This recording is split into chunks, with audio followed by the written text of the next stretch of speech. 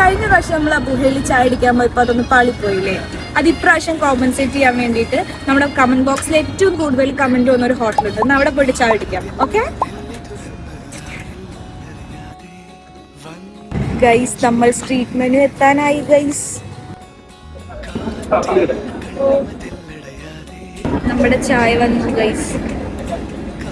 Guys, നിങ്ങൾ എത്ര പേർക്ക് കൊടുത്ത് സ്ട്രീറ്റ് മെനുവിലെ ചായ ഇഷ്ടമാണ്? സ്ട്രീറ്റ് മെനുവിന്റെ ചായ ഫാൻസ് ഉണ്ടെങ്കിൽ കമന്റ് ബോക്സിൽ പറയണേ.